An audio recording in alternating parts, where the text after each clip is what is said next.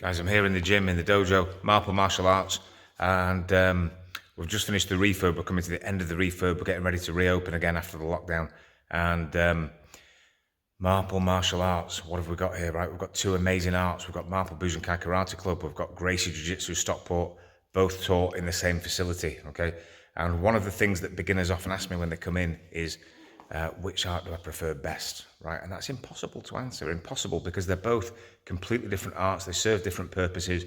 And, if it comes down to it, real world self-defense, Gracie Jiu-Jitsu is the most efficient and most effective way that you can learn in the shortest possible time frame.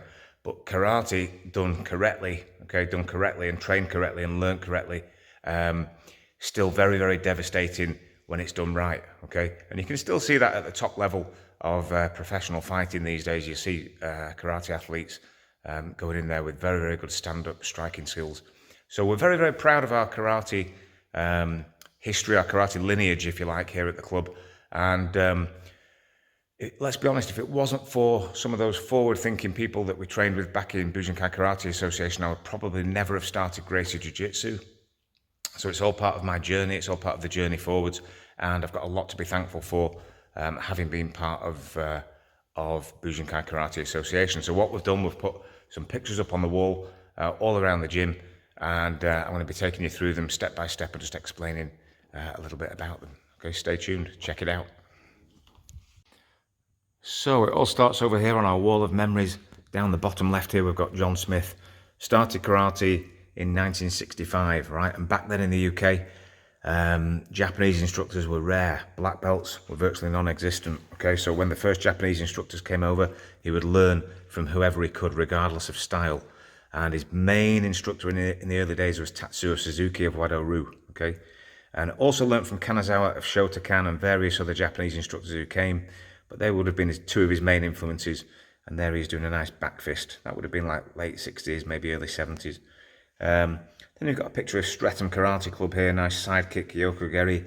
And that was his club down in London when he moved to London. And then here, Japanese Karate Masters meeting. Okay, so down here you've got Shihan Smith circled, and that's from a book by John Van Wienen of Shotokan. Okay, and he lists John Smith there as the Wado-ryu chief instructor, which he was, but that wasn't 1985, it would have been many years earlier, because in the 80s he was the head of Bujinkai, so that's a little inaccurate there, but a great picture, worthy of putting up on the wall. And then here on the left, you've got Pete Nelson, one of my first instructors, after Colin Jefferson.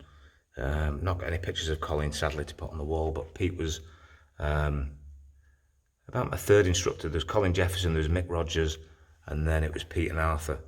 And then you've got Shihan Smith, Dave Madison there, right? So Dave Madison, one of Bujinkai's ex-instructors, and I believe he's just come back to Bujinkai recently, which is great news.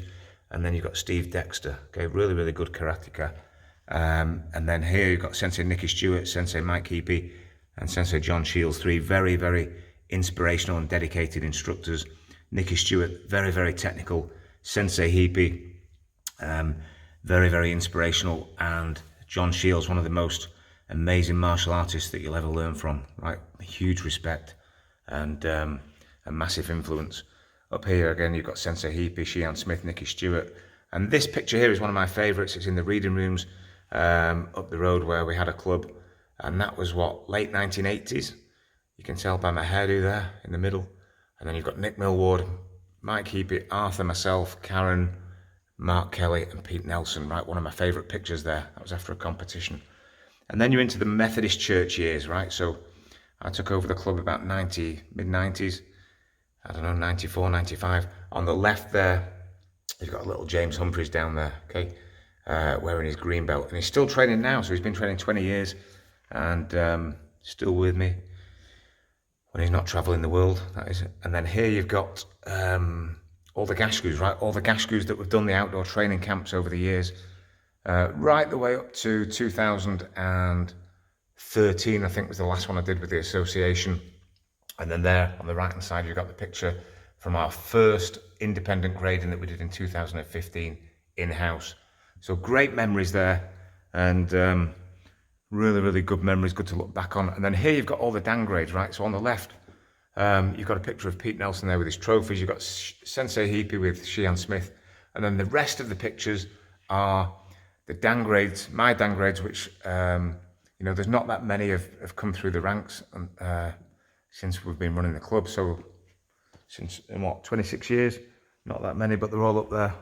And then here you've got some collages, some montages of pictures, training events over the years. Great picture in the top right, doing the press-ups in the circle down in Cornwall. Love that picture. And then here, what have we got? We've got a nice Japanese scroll, hand-painted, right? Hand-painted. And that first one is Mushin at the top. Mushin, which is, you know, the concept of training without ego and without conscious thought and just being a completely clear mind. Training without having to think about it, right? Many different ways you can interpret that, but a lovely, lovely scroll. And then here you've got Tatsuo Suzuki of Wado-Ryu, Kanazawa of Shotokan, and Shihan John Smith. So again, two of his main instructors in the early days, main influences before Bujinkai, and many other instructors as well, but they would have been two of his main influences, which is why we've chosen to show them on the timeline. And then again, you've got Tatsuo Suzuki of Wado-Ryu, John Smith, doing a nice MP there, a nice MP sequence. You've got to remember as well that John Smith was one of the first people in the UK to promote kickboxing in the 1970s, and to actually, you know, host events, introduce kickboxing to the UK. So really, really innovative and original there. You've got a nice Japanese scroll, karate, right? Top one is kara and the bottom one is te. Again, hand painted. And then here you've got John Smith. So that would have been in the 60s with a palm strike, and then a picture from the 70s maybe, doing a nice ashibarai, ready to follow up with the devastating gakizuki, right? And then over here we've got Sheehan Smith competing at Crystal Palace, 1968. Okay, look at the audience. Very, very popular spectator sport back then. So competing in 1968, right? And then here you've got fighting spirit, right? We all need some fighting spirit every now and again. And then there, again, you've got the picture from the club up the road, the reading rooms, and then you've got a picture at the bottom with myself and Sheehan Smith when he came here to the dojo in, what year, 2009. So that's how the karate wall is looking. And again, I'm no longer part of the Bujinkai Karate Association, right? But I'm fiercely proud of our lineage, of our heritage, of our roots. And, you know, at the end of the day, I left the association for my own reasons. We're all on a journey, we're all on a path, and we've all got to do what we think is right for us and kind of keep evolving, right? And everybody's different, but I'm fiercely proud of it, and I wouldn't change it for the world. And I've got a big thank you to say to anybody who I've trained with from Bujinkai Association who's inspired me to take the journey that I'm on now, because, you know, open thinking and, should I say, open-minded and forward-thinking people are inspirational always. Okay, so we're all on a journey, and I wouldn't change my journey for the world, right? I love it.